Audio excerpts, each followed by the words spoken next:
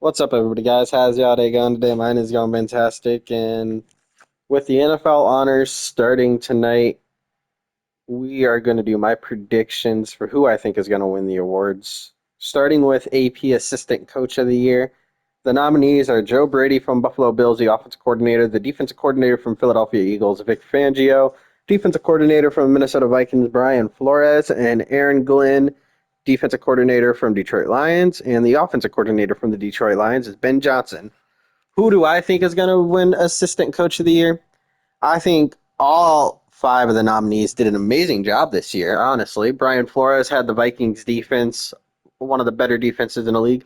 Aaron Glenn, what he was able to do with the Lions defense while all the injuries was going around and still keeping the Lions defense competitive up until the playoff game against the Commanders was great. Ben Johnson's offensive coordinating this year was also very nice with all those trick plays that he was running for the Detroit, making Detroit's offense one of the better offenses in the league. And if I'm not mistaken, they're up there with points totals, like top five in points, like touchdowns all time. If I'm not mistaken, that one could be wrong. Vic Fangio had the Eagles defense rated number one in the league.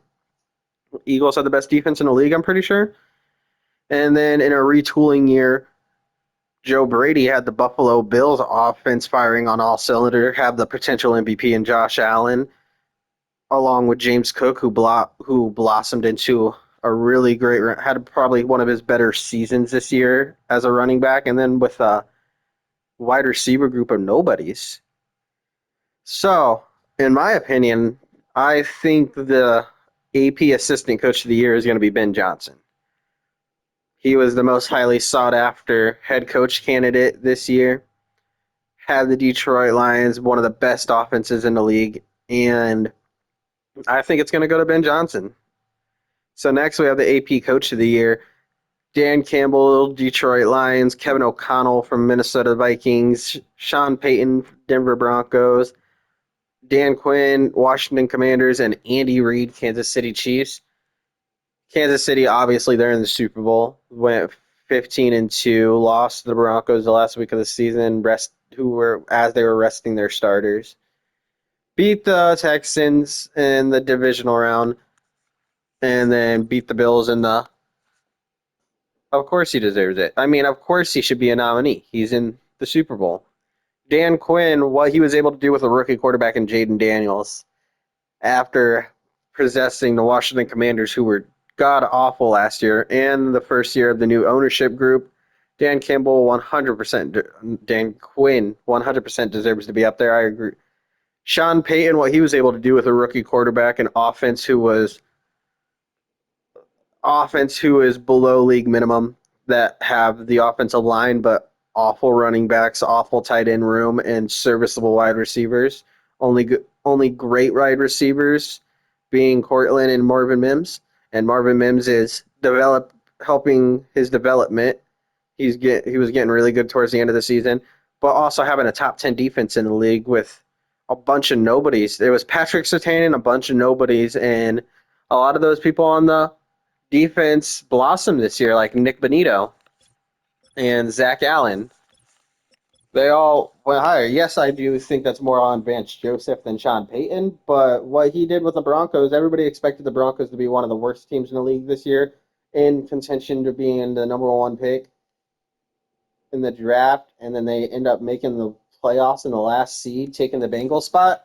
I mean, I think Sean Payton deserves to be up here. Same with Kevin O'Connell. Look what he did with Sam Darnold as a quarterback. He made Sam Darnold look like a great quarterback, and that offense and defense was all humming. Minnesota, Kevin O'Connell deserves this. So does Dan Campbell. Look what Detroit did, even with all those defensive injuries.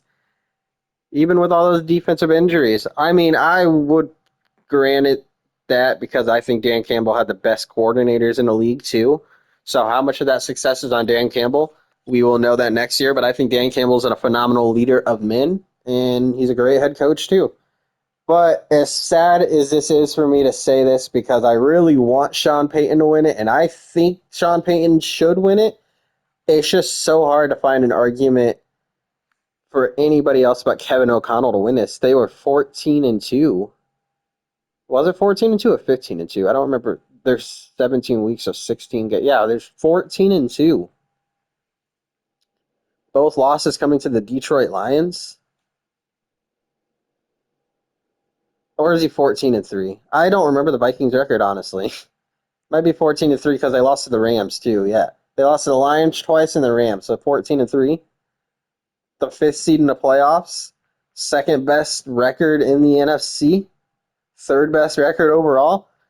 I mean, what Kevin O'Connell did with Sam Darnold as his quarterback deserves to be up there. So I'm going Kevin O'Connell, but I want Sean Payton. AP Comeback Player of the Year, Joe Burrow, who obviously broke tore something in his wrist last year and missed the last 8 games of the season last year, and then came back and was statistically probably the best quarterback in the league this year. And I don't think he's going to win MVP because of the Bengals not winning the playoffs, not going to the playoffs. But Joe Burrow probably was the best quarterback in the league this year, statistically speaking. And then you got Sam Darnold, who came back from sucking, just not being very good in his career. I'm sorry, Sam Darnold, but he hasn't been very good in his career. And he played this year and was pretty good. J.K. Dobbins, who has been hurt for the Los Angeles Chargers, he was hurt the last few years with, what was it, ACL injuries? Some sort of knee injuries the last 2 seasons, missing most of it, going to Los Angeles under Harbaugh and putting up a pretty great season for the Chargers. Then you got Christian Gonzalez, who was arguably a top 5 cornerback this year, who, got hurt 3 games in the last season, if I'm not mistaken. Christian Gonzalez is a good pick. Damar Hamlin, who was the backup safety last year, and also we all know what happened to him 3 years ago. 3 years ago? We all know what happened to him. Then he was the backup last year, and now he's a starting Bills safety, and he had a pretty decent season. Nothing to write home. No, I mean, it was a pretty decent season. So, with all that in mind, I know people are going to vote for Damar Hamlin because of what happened, but I think you can't factor that into the vote because that was a few years ago and he played last year. So, in my opinion, I think it's Joe Burrow. AP Comeback Player of the Year, I have Joe Burrow.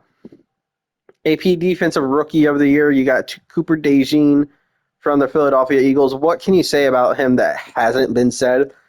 He was a great cornerback this year, and he was a pretty good returner too, if I'm not mistaken. Then you got the Rams defensive end Brandon Fisk, who is also pretty good this year.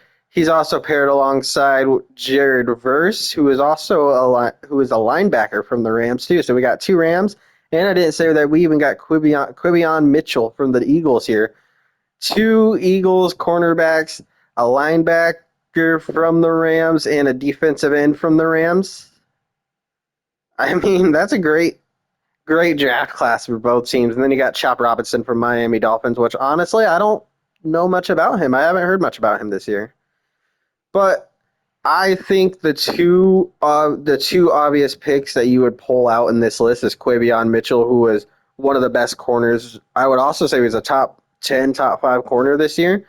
And then Jared Verse, who was a great pass rusher for the Rams and helped elevate that Aaron Donald-less defense and help them propel into the playoffs. I'm going to go Quinyon Mitchell, but I will not be surprised if it's Jared Verse. The NFL does highly favoritize the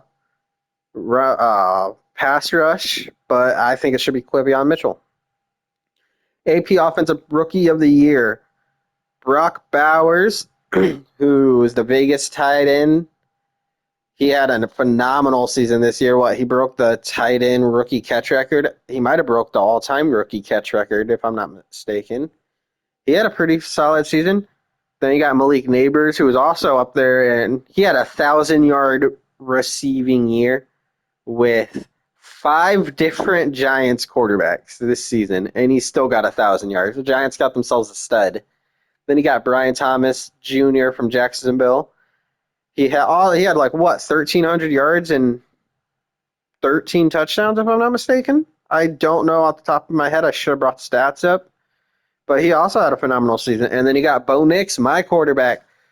He broke the record for most away touchdown passes in a season. Was it home touchdown passes or away touchdown passes in a season? He ran a few touchdowns. He caught a touchdown. Had a phenomenal rookie season for everybody saying that he was going to be that he was a reach and an awful pick. To be after the rookie year, to be the second best quarterback in the draft class, and when everybody was saying that you were overpicked and that you were going to be a bust, I will take that for my Broncos. But we all know who's going to win this award. And as much as I want it to be Bo Nix, we all know Washington Commanders quarterback Jaden Daniels deserves the reward. Made it to the NFC Conference Championship, losing it to the Eagles in almost as worse fashion as Bo Nix lost his wild card game to the Bills. They put up more scores, but Jaden Daniels was an electric player this year. He was good at the beginning, and after that Hail Mary, got even better. And he was a phenomenal player this year. For AP Offensive Player of the Year, you got Saquon Barkley from Philadelphia Eagles. He got 2,000 yards and missed the last week of the season, 100 away from the record. Saquon Barkley had a phenomenal season in his first year with the Philadelphia Eagles. You got Joe Burrow, who, like I said earlier, was probably the best statistical passing quarterback in the league this year. Then you got his teammate Jamar Chase, who got the triple crown this year, most receptions, receiving yards, and touchdowns.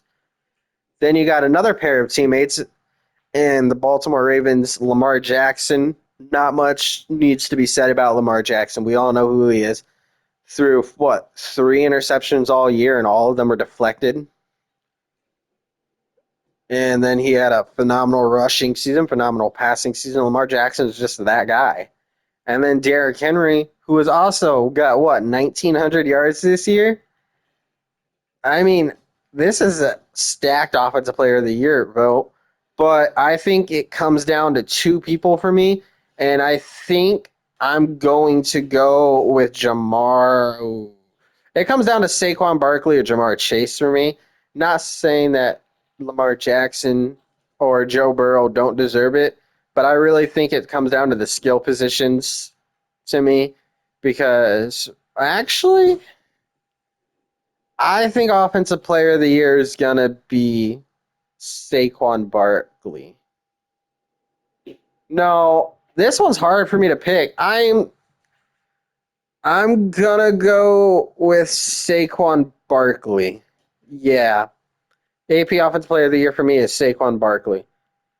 Then we got the AP Defensive Player of the Year. We got Zach Brown from the Philadelphia Eagles, the middle linebacker. Phenomenal season.